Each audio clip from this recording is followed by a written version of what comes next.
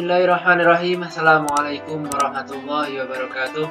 Alhamdulillahirabbil alamin. Di hari ini kita dapat berjumpa lagi dalam pembelajaran pendidikan agama Islam SDN Serdang Mulyo 4 kelas 5. Hari ini kita akan belajar tentang kisah teladan Nabi Sulaiman alaihissalam. Sebelum itu, mari kita berdoa sebelum belajar terlebih dahulu.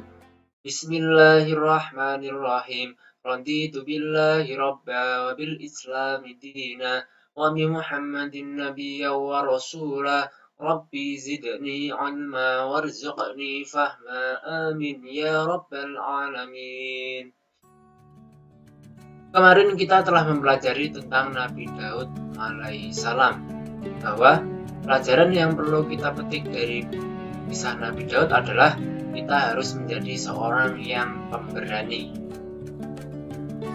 Selanjutnya, kita akan belajar tentang kisah Nabi Sulaiman, yaitu tujuan pembelajaran kali ini adalah siswa dapat memahami kisah keteladanan Nabi Sulaiman alaihissalam, dan yang kedua, siswa dapat menceritakan kisah keteladanan Nabi Sulaiman alaihissalam. Nah, siapa itu Nabi Sulaiman? Di sini ada silsilah Nabi Sulaiman, yaitu dimulai dari Nabi Sulaiman bin Daud sampai bin Yakub bin Ishak dan bin Ibrahim. Jadi di sini Nabi Sulaiman itu merupakan keturunan dari para nabi. Itu ada Daud sebagai ayahnya, kemudian ada Nabi Yakub, Nabi Ishak, dan Nabi Ibrahim. Nah, Nabi Sulaiman alaihissalam adalah putra Nabi Daud alaihissalam. Setelah Nabi Daud wafat, Nabi Sulaiman alaihissalam ini menggantikannya sebagai raja. Kemarin Nabi Daud juga merupakan seorang raja. Kemudian setelah wafat, bukan hanya kerajaannya, akan tetapi misi sebagai seorang nabi atau rasul itu juga diteruskan oleh Nabi Sulaiman alaihissalam. Nah, ini adalah sedikit gambaran dari Nabi Sulaiman. Jadi Nabi Sulaiman ini mempunyai kerajaan yang sangat besar, banyak besar, sangat kaya raya ya. Nah, Nabi Sulaiman ini mempunyai pasukan, mulai dari pasukan manusia, kemudian Nabi Sulaiman juga mempunyai pasukan bergajah, pasukan dari hewan-hewan, burung, bahkan pasukan dari jin.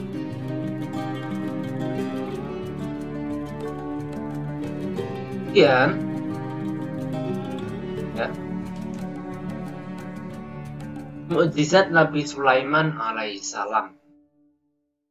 Yang pertama, Nabi Sulaiman itu dapat memerintah bukan hanya kepada manusia, akan tetapi dia juga dapat memerintah kepada hewan, angin, dan mereka. Nah, jadi Nabi Sulaiman itu bisa berbicara dengan hewan, bisa berbicara dengan angin, dan juga bisa berbicara dengan.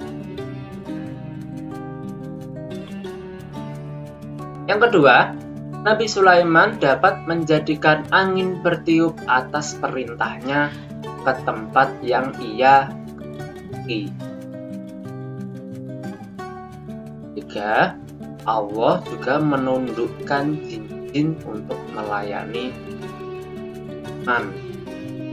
Sulaiman bisa memerintah jin, jadi tentaranya, dan jadi jin-jin ini dapat membangun istana dan juga ada yang bertugas untuk menyelam di laut untuk mengeluarkan mutiara dan batu-batu. Ya, selain itu, Allah juga memberi kekuasaan pada Nabi Sulaiman atas setan-setan yang kafir. Ya, dia mampu mengikat mereka untuk mencegah ya, jadi setan-setan yang jahat, setan kafir, suka mengganggu manusia, itu bisa diikat oleh Nabi Sulaiman atas kehendak Allah Subhanahu. Dan yang keempat, Allah juga memberinya mukjizat berupa kemampuan mengerti bintang. Kita ketahui dalam ceritanya Nabi Sulaiman juga sering berbicara dengan seekor burung, itu namanya burung hudhud. Itu adalah mukjizat dari Nabi Sulaiman. Kemudian, meskipun kaya raya dan berkuasa, Nabi Sulaiman itu tetap rendah hati, patuh dan tunduk pada perintah Allah Subhanahu wa Ta'ala. Jadi Nabi Sulaiman itu tidak pernah bersikap sombong, pun mempunyai kerajaan yang sangat sekali. Selanjutnya, kisah Nabi Sulaiman ini terdapat dalam Al-Quran surat An-Naml ayat 15 sampai nanti tadi didapatkan. Nah, doa Nabi Sulaiman itu selalu dikabulkan oleh Allah Subhanahu wa Ta'ala. Di antara doanya adalah, tidak ada seorang pun yang memiliki kerajaan yang besar dan kaya raya seperti kerajaan. Sulaiman meminta kepada Allah untuk diberi kerajaan yang besar, yang megah. Nah, itu adalah kisah dari Nabi Sulaiman. Jadi untuk pembelajaran kali ini, pelajaran yang bisa kita petik, kita ambil yaitu yang pertama tadi, Nabi Sulaiman dapat memerintahkan bukan hanya kepada manusia, tapi juga kepada hewan, angin, dan kedua, Nabi Sulaiman dapat atau mampu mengikat jin-jin kafir untuk mencegah Nabi Sulaiman meskipun kaya raya dan berkuasa, tetapi tetap rendah hati, patuh dan tunduk kepada perintah Allah Subhanahu wa Ta'ala. Jadi kita sebagai seorang mukmin yang beriman kepada para nabi dan rasul, kita harus mencontoh atau meneladani apa yang dilakukan oleh para nabi dan rasul terdahulu.